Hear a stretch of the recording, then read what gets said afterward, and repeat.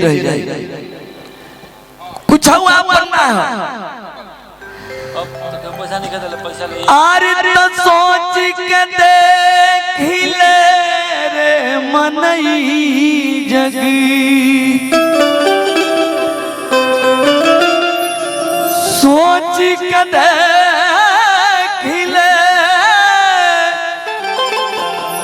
रे मनई जगी, ना तेरा ना मेरा बाप, सोच के देख ले मनई जग, ना तेरा ना मेरा बाप।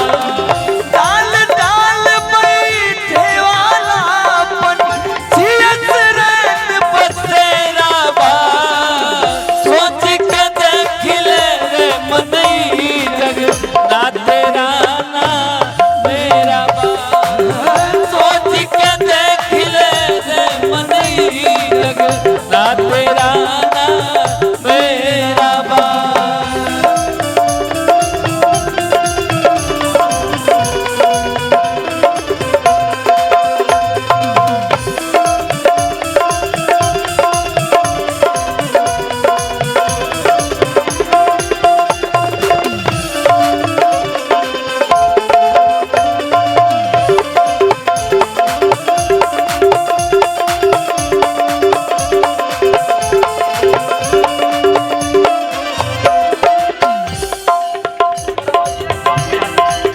ढेर सारा पुरस्कार बा।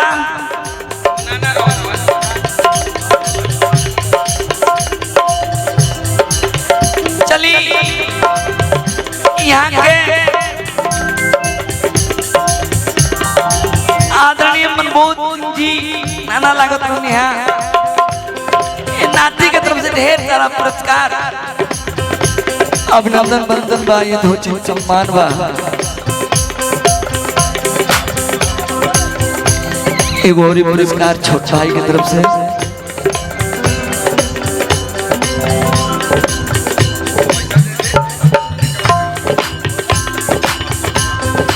आदरणीय अकबर जी, आप बीडी शिवानी बबुआ की तरफ से ढेर सारा पुरस्कार, अभिनंदन बंदन बा, ये ध्वज सम्मान बा।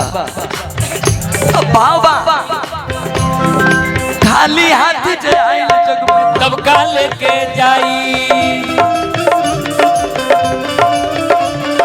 खाली हाथ जाई जग में तब का लेके जाई।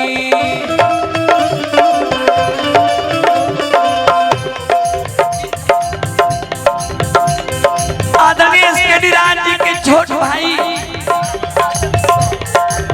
मुन्ना बाबू की तरफ से ढेर सारा पुरस्कार, अभिनंदन बंदन बा, ये ध्वज सम्मान बा।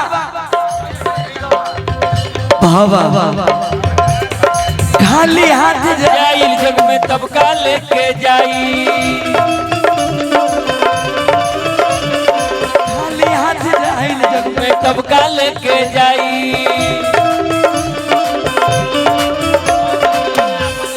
कौनो चीज ना अपन हम तब का केहू गवाई,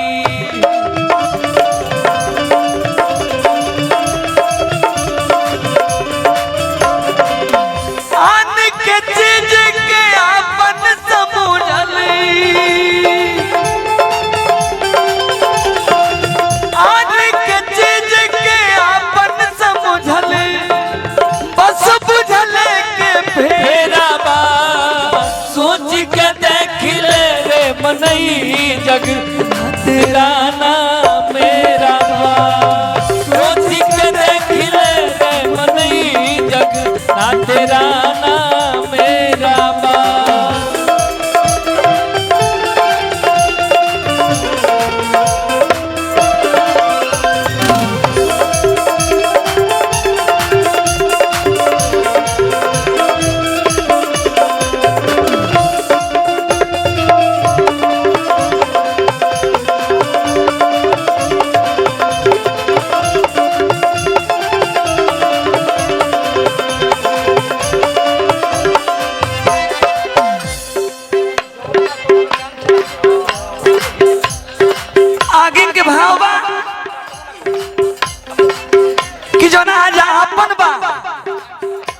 काल हो दूसरा के हो जाएगा। अपने आज जौन बात रोवन कर कालू हो जाई। जैसे के तैसे वो छोड़ी तीसरा लिया पनाई।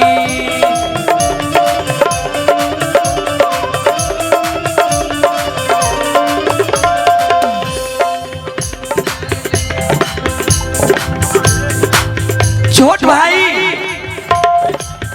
आदरणीय श्री विकास सिंह जी हथौड़ा हथौड़े हाँ चकौड़ा अरे गाँव के नाम ढेर सारा पुरस्कार बा अभिनंदन बंदन बा यथोचित सम्मान बा।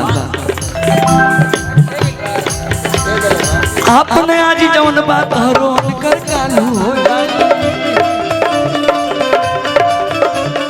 जैसे के तैसे वो छोड़ी तीसरा लिया बनाई।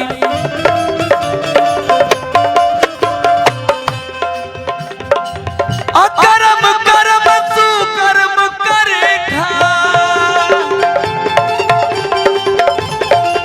अकर्म कर्म करे खातिर अरब मिलन तेरा बा।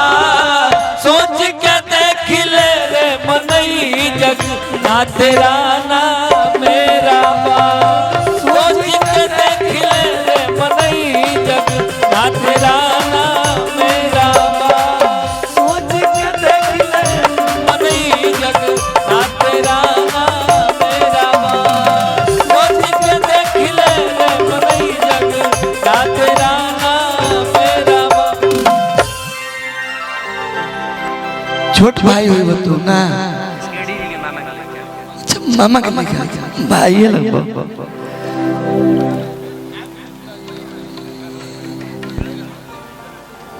इसके राज के छोट मामा जी के लिखा ढेर सारा पुरस्कार बा।